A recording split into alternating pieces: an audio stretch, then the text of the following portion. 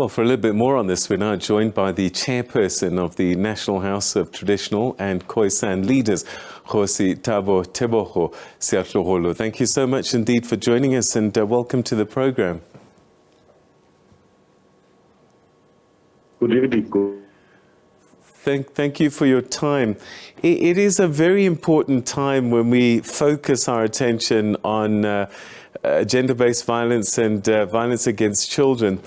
I just wonder, as traditional leaders, what role you can play in helping to get that message across that we need to deal with this scourge.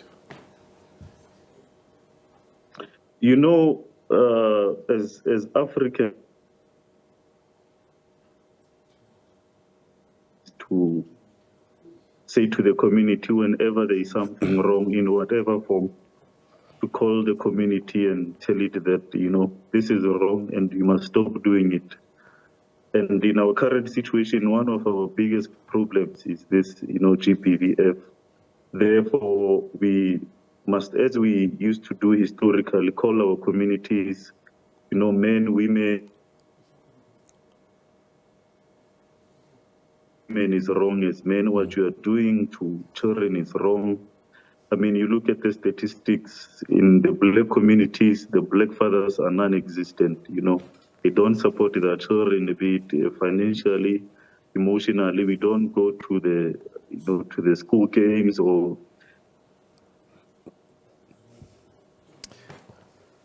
the statistics are telling you that it's very bad on our side. Therefore, the drive in our various rural areas to say we need to do more as men with regards to the women and children. Kgosi, what do you think has gone wrong over time? I would like to think that this isn't something that's been inherent in our cultures, that something has disconnected over time. From where you sit as a traditional leader and one that observes communities around you, what do you think has caused this breakdown that we see such a prevalence of this kind of violence? You know, it's a combination of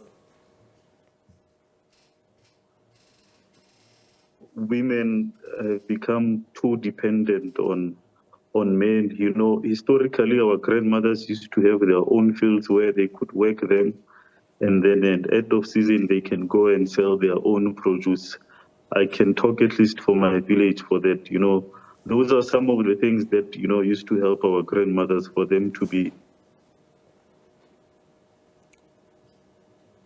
respect each other a lot. But now, generally, there's no respect amongst ourselves. We do not respect the police.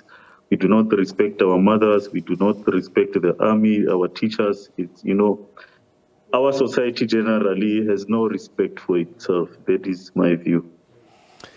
There's this growing fear as well that culture is being hijacked and used as a vehicle to perpetuate these kinds of violences. And I just wonder how we navigate our way through this, because it clearly is not correct, but there are people who will use patriarchy, who will say, I need to discipline my wife and children, to perpetuate this kind of violence. So as people, we tend to use anything to hide behind it, be it culture, be it religion or law or anything that we could hide behind. And in our case, people are using culture, you know, African culture to say, no, you can beat your women, you know, you can beat your children up and land them in hospital and whatever. Must be oppressed. There's no African culture that say, you know, you can just, you know, have sex with a woman and then don't take care of the children or even the woman herself. We, you know, in African culture, we have a responsibility to take care of the women we are with, to take care of our sister, the family. It's our primary responsibility as men to take care of them. Even, you know, in our rural areas, you find that there's a lot of women older women, who stay by themselves. As neighbors, as men, we have a responsibility to be on the lookout for them. It's not just about, your wife and your female.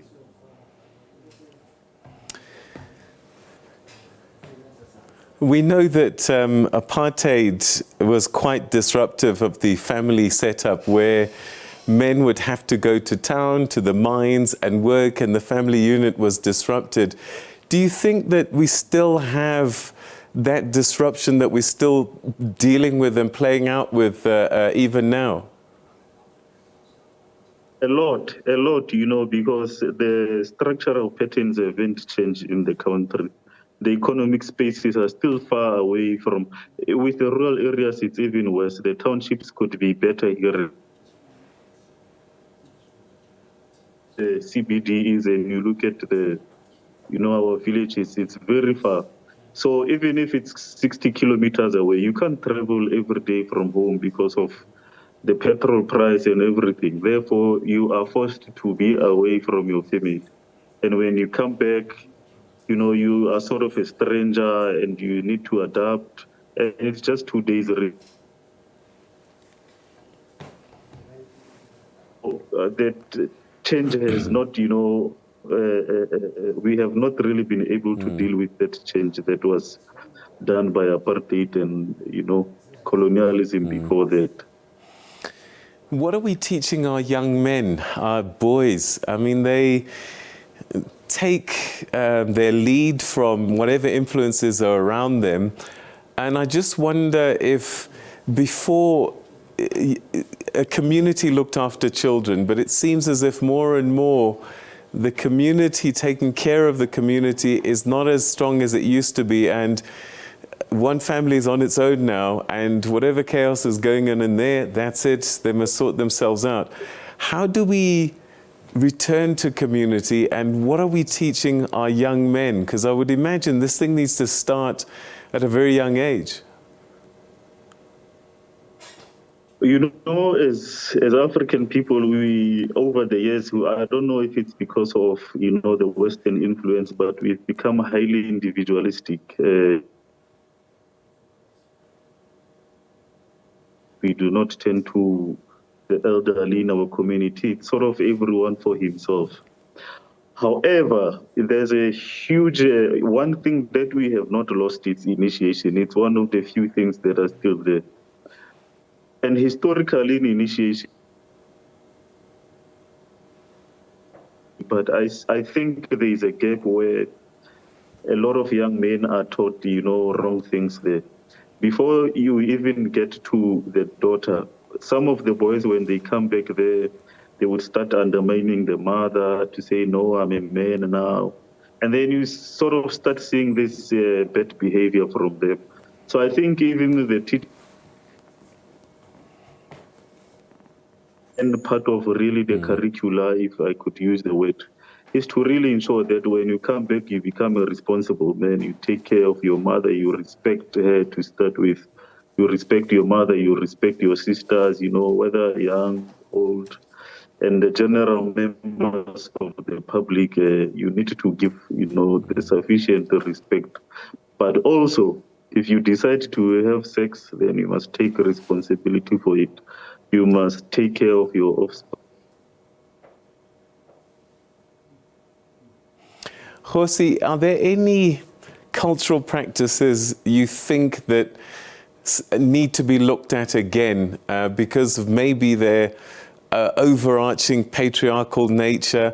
I think of things that have been outlawed like okutwala and things like that, but maybe there are other things that perhaps are still with us that perhaps need attention so that they don't encourage this kind of behavior. Peter, people will use anything to hide behind their wrongdoings, or whether it's a particular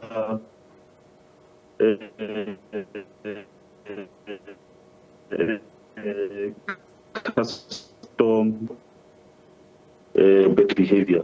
To look into specific customs or cultural practices, we can always use either I must do this, but there is no Kgosi or a king or, you know, whatever position that can call the community and tell the men to say, you know, you must abuse women, you must not respect women. No, no, no, no. Women are highly respected in African culture.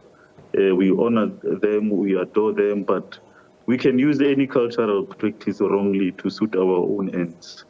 Okay. Kgosi, thank you so much for joining us and giving us some analysis on how culture meets modernity and life, and how we can use it positively to deal with this scourge. Thank you so much for your time. Thank you so much. Thank you. All right, and that's where we'll leave that conversation for the time being as we begin this campaign of activism against gender-based violence and violence against children. We will be looking and unpacking various areas and hoping to find solutions so that we don't keep having to have these conversations every year.